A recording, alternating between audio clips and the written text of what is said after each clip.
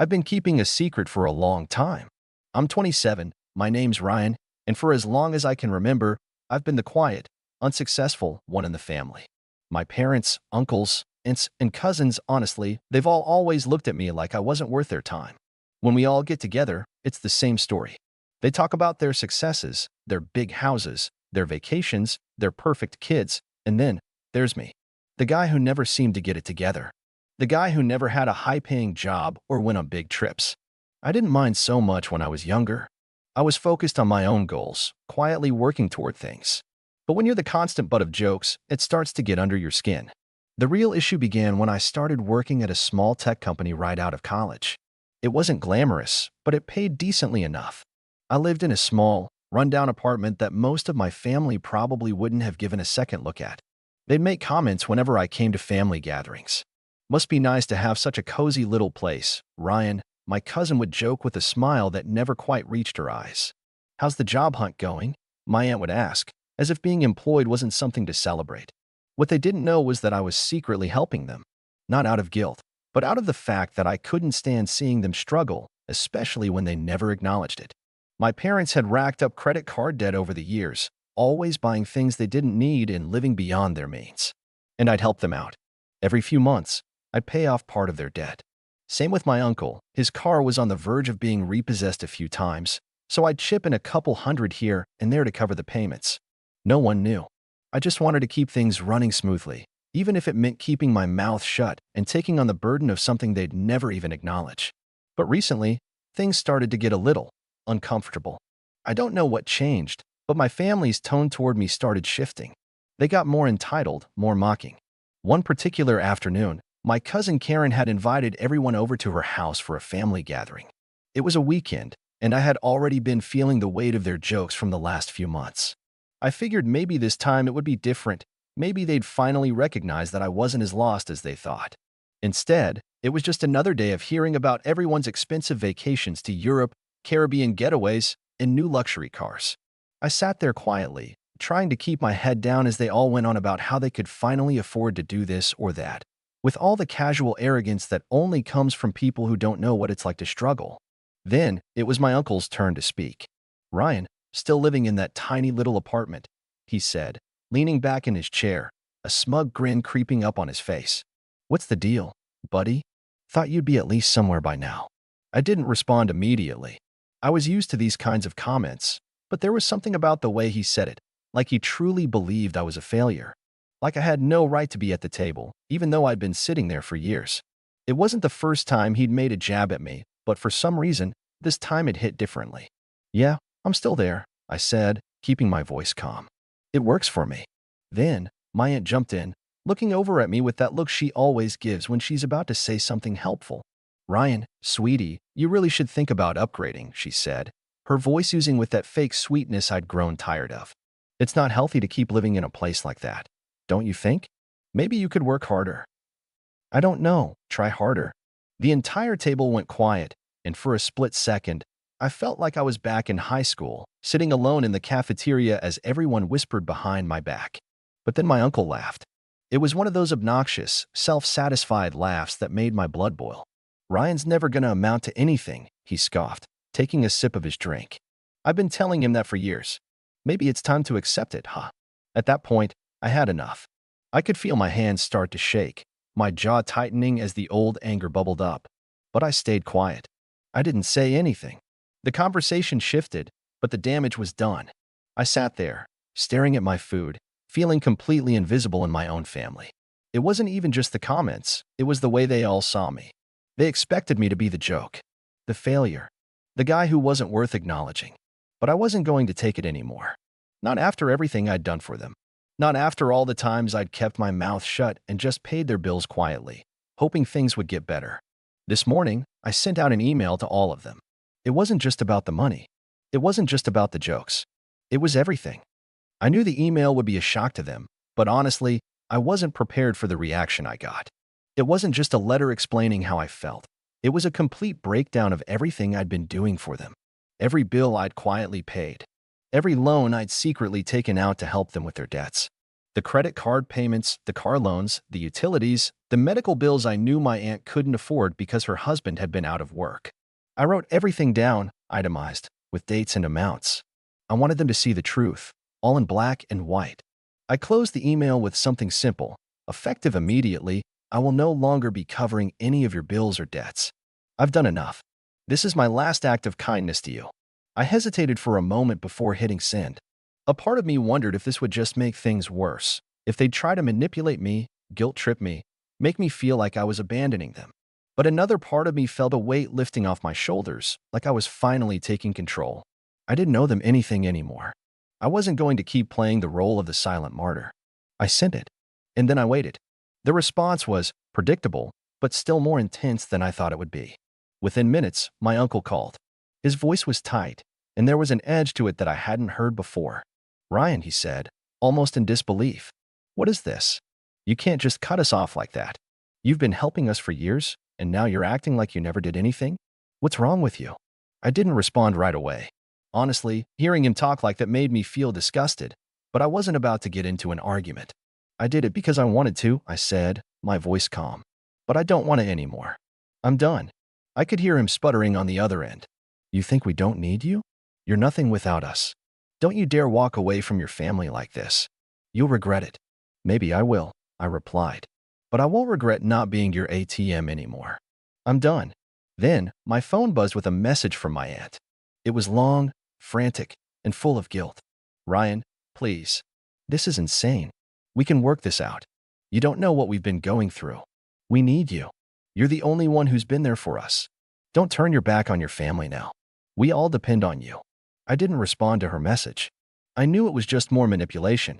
I had always known that deep down, they didn't care about me as much as they cared about what I could do for them. And once I stopped giving, the true colors of my family started to show.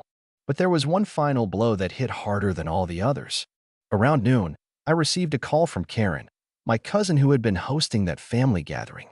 Her voice was shaking, a mix of frustration and disbelief. "Ryan, I don't know what is going on with you," she started. "But you can't just leave us hanging like this. Everyone's asking what happened. Why would you do this?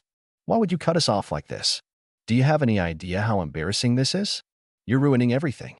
I stayed quiet for a moment, letting her rant. I had heard this kind of talk before, but now it felt different. This wasn't just about my family anymore. It was about me setting boundaries, about not letting them treat me like a doormat. Finally, I spoke up. "Karen, I'm sorry it's embarrassing. But maybe you should have thought about that before you all started treating me like I was invisible. I've done more than enough for you all, and I don't expect anything in return. But I'm not going to keep enabling you. So no, I'm not coming back to fix everything. I'm done." There was silence on the other end for a moment, and when she finally spoke again, it was more subdued. "You're making a huge mistake, Ryan." Maybe I was. But right then, I didn't care. I had made my decision. The next few hours felt like I was in a daze, watching as my family slowly started to implode. The calls, the messages, they kept coming in, begging me to reconsider, telling me how much they needed me. But I knew what they were really asking for: control. They wanted me to stay in my place, to keep sacrificing my own happiness for their convenience. And then, something unexpected happened. My mom, who had stayed quiet throughout all of this, finally called. Her voice was trembling, and it felt like she was breaking down in real time. "Ryan, please," she said, almost pleading. "I know I've never been the best at showing it, but I need you. We all need you. You're my son. I don't want to lose you over this. Please, don't cut us off. We're sorry." Her voice wavered, and for a moment, I felt like I might break. But deep down, I knew I couldn't go back. It wasn't just about the money. It was about me. I needed to take care of myself first for once. "I'm sorry, Mom," I said quietly, "but this is the last time I'm doing this. I'm done." There was a long pause before she spoke again, her voice barely a whisper. "I understand.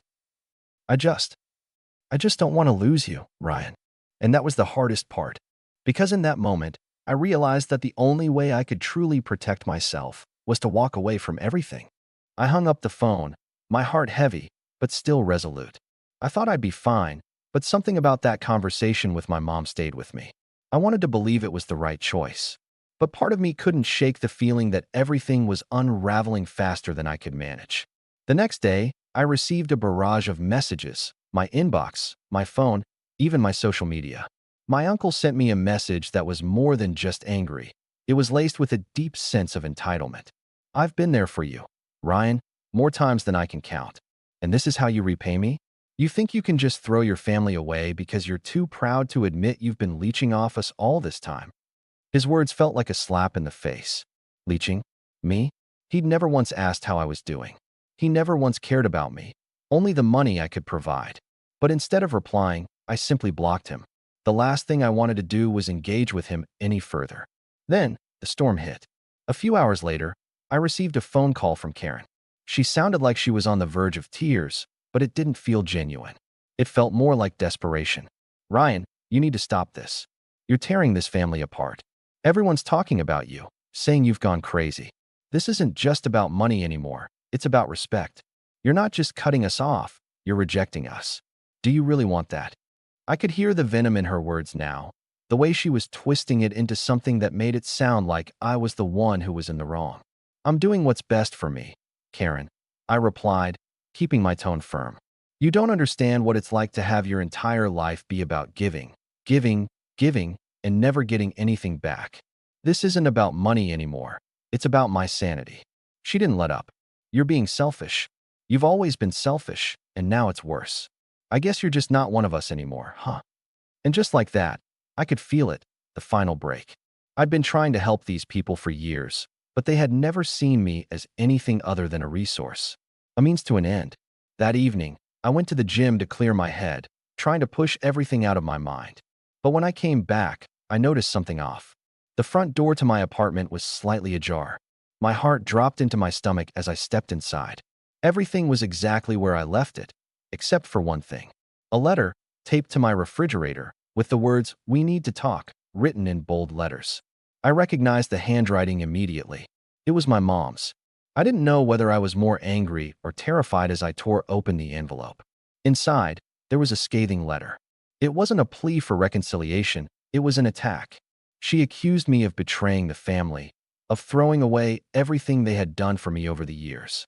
It was filled with guilt, but it wasn't the kind of guilt that came from love. It was guilt meant to manipulate me into feeling like I owed them something. I read through it, feeling my hands shake as I realized what had just happened. She wasn't just upset. She was trying to make me feel like the villain in this story. She was trying to force me to cave, to return to my place as the silent, submissive son who always put his family's needs before his own. But it didn't stop there. The next morning, as I was grabbing my coffee, I got a call from a number I didn't recognize. It was my dad. "Ryan," he started, his voice surprisingly calm. "What's going on? Your mom's beside herself. Your uncle's threatening to cut you out of the family altogether. Is this really what you want? You're going to end up alone. You know that?" I was so tired. So tired of the manipulation, the guilt, the constant demands. I almost wanted to hang up, but I stayed on the line. "Dad," I said, my voice quieter than I intended. "You and Mom always said I'd be better off getting my life together. Well, this is what it looks like. I'm cutting ties with all of you. I'm not going to keep giving when all I get is resentment." He didn't speak for a long time. I could hear him breathing on the other end of the line, unsure of how to respond. Finally, he spoke, his voice shaky. "This isn't how families work, Ryan. You don't just abandon us. You can't just walk away from your own flesh and blood." "I'm not abandoning anyone," I replied, the words coming more easily now. "I'm just standing up for myself. I deserve more than being treated like a cash cow." There was a long pause, followed by a soft sigh. "You're making a mistake. We'll all feel the consequences. You'll see." And then he hung up. At that point, I knew I had crossed the point of no return. They weren't just angry. They were desperate. Desperate to control me, to guilt me into continuing this toxic cycle. But there was a fire in me now, one that I hadn't felt in years. For the first time in my life, I was choosing myself over them. And it felt like freedom. But the worst part? They weren't done. Not by a long shot. The next day, as I was leaving my apartment to go to work, I saw something on my windshield. At first, I thought it was just a flyer, but then I saw the familiar handwriting again. "You'll regret this, Ryan. This isn't over." I didn't recognize the handwriting at first, but when I turned the note over, my stomach dropped. It was from my cousin Karen. She'd taken it upon herself to deliver a message. I felt a sickening knot in my stomach. They were serious. They weren't going to let this go, not without a fight. The days that followed were tough. Every text, every phone call, every interaction seemed charged with tension, like the whole family was slowly closing in, each one taking their turn to attack. They didn't want to accept my decision, and it was clear now they weren't going to let it slide quietly. The final straw came when my mom called me again. This time, she wasn't even pretending to be calm. "You're really doing this, aren't you, Ryan?" she asked, her voice cracking with emotion. "You're really just going to leave us behind like this? After everything we've done for you?" "I'm not leaving you behind, Mom," I said, my tone growing firmer with each word. "I'm leaving the toxic energy behind. You've made it clear that the only way I fit into this family is by paying for everyone's problems. But that's not me. That's not what I want. And you should have respected that a long time ago." I could hear her sniffle through the phone, and for a moment, I wondered if I should have said something else, something softer. But I shook that thought away. I had to be strong. "Don't you dare think this is easy for me, Ryan," she snapped. "You think you're the only one who's been carrying the burden of this family? Your uncle is furious. You've made a mess of everything. Maybe it's a mess because we've been pretending it wasn't one," I replied. "Maybe it's a mess because I was too afraid to admit how much I've been suffering under the weight of it all." There was a long silence on the other end of the line. I could feel her trying to formulate something, any argument that could pull me back into the family's web. But I had made my decision. No turning back now. That evening, I received a text from my uncle. It was a group message, and I could see that everyone was included: Karen, my mom, and even some of the distant relatives. The tone was unmistakable. "We're having a family dinner tomorrow night. You better be there, Ryan. We're all tired of the silence, and it's time to fix this." Fix this? They were trying to manipulate me into thinking that they had any intention of doing things differently. But I wasn't fooled. It was a trap, and they knew exactly how to pull my strings. I knew it was going to be the showdown. I've been avoiding the inevitable confrontation, but now I couldn't run from it anymore. So, I showed up. Walking into that house felt like stepping into the lion's den. The familiar smells of roasted chicken and mashed potatoes filled the air, but it was all tainted now. The moment I stepped inside, I could feel their eyes on me. My uncle gave me a nod, but it was a cold one, and Karen was glaring at me like I had personally wronged her. My mom was sitting at the head of the table, her expression unreadable. The whole room felt like a pressure cooker, ready to blow. "Ryan," my uncle started, his voice tight with restraint, "it's good to see you." He didn't sound like he meant it. "I'm sure we all have some things we need to say, don't we?" I nodded slowly. "Yeah, I think it's time to get everything out in the open." Karen, who had been quiet up until this point, couldn't hold herself back any longer. "You really think you're above all of us, don't you, Ryan?" Her words came out in a sharp, clipped tone. "You think you can just cut us all off and live your life like you're better than us?" I shook my head. "That's not it, Karen. It's never been about thinking I'm better than you. It's about realizing that I can't keep living in this toxic environment. For years, I've been carrying all of you, paying bills, covering debts, picking up the slack whenever things went wrong. And all I got in return was criticism and manipulation. I've had enough. But we need you, Ryan," my mom interjected, her voice shaky but insistent. "We've been through so much together. We're family. You can't just walk away from us." "I'm not walking away from you," I said, my voice steady but firm. "I'm walking away from this unhealthy dynamic. I'm walking away from the constant demands, the guilt trips, and the manipulation. I've spent so many years trying to please all of you, trying to be the perfect son, the perfect nephew, the perfect family member. But I've never been allowed to just be myself. And I'm done." My uncle slammed his fist on the table, his anger bubbling to the surface. "You think you've done everything for us, huh? You think we're all just some leeches who've been sucking you dry? You're wrong, Ryan. You've been selfish this whole time. This isn't about you standing up for yourself. It's about you being a coward and refusing to face your responsibilities." I didn't flinch. Maybe it's selfish of me to finally look out for myself. But you know what? I'm tired of being the only one who cares about this family. You all only care about what I can do for you. I don't owe any of you anything anymore." The room was silent, except for the sound of Karen's muffled sobs. My mom was staring at me, her eyes wide, her face a mixture of hurt and disbelief. "I know this is hard to understand," I continued, "but it's what's best for me. I can't keep sacrificing my happiness, my mental health, just to make everyone else comfortable. I've been doing that for years, and look where it's gotten me." My mom's voice quivered as she tried to speak again, but I raised my hand to stop her. It's not negotiable, Mom. I've made my choice. I'm walking away from all the negativity, and I won't feel guilty for doing what's best for me. There was a long, heavy pause. The weight of my words hung in the air, suffocating the conversation. I could see the realization dawning on their faces that I wasn't going to be the same Ryan they'd always relied on.